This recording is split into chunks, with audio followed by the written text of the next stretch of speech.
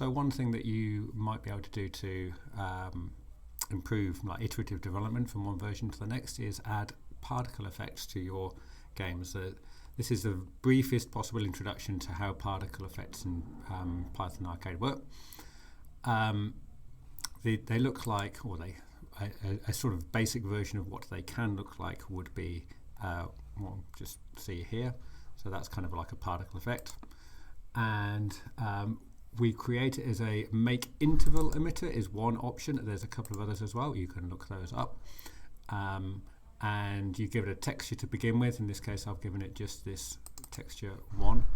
And then all of these are configurable to make it behave in the way that you want. And you spend endless hours fiddling around to make it just about perfect.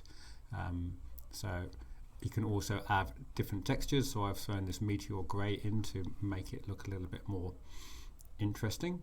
So you can see it's using that meteor grey there. And once you've made this emitter with this thing here, you just need to draw it and update it, and that's it. I've taken it a little bit further in this example. I still have this emitter at the beginning here, but I've got what I've called my player sprites down the bottom because I wanted to be able to detect hits. So when I click the mouse, I get this particle effect. You can see it's a little bit different from the other one, kind of more like a splash thing. And I'm detecting when it hits this player here, and all I'm doing at the moment is just destroying the particle as it hits it, but of course you can do whatever logic you want. So a quick glance at what we've got going on here. I start off with emitter being none.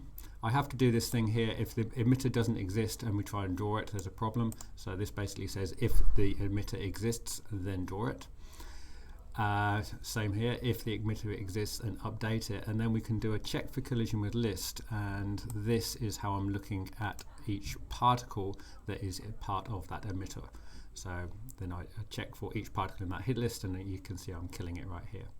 And this right here is exactly what you'd expect on mouse press. I give it the current coordinate of the mouse, these values here, and spit out another particle effect. You can do a compare and contrast with the values, the parameters that are given this one compared to the parameters I gave to this one here, and see the different effects. There you go, quick. There's a lot more to it. Of course, if we go to the examples, there's all of these other emitters. There's a more complicated one, and they haven't done it in a way that's very accessible to sort of novice programmers, which is why I'm doing this at my own little example here. But you may well be able to look into this and find something that's useful to you and see if you can get that to run.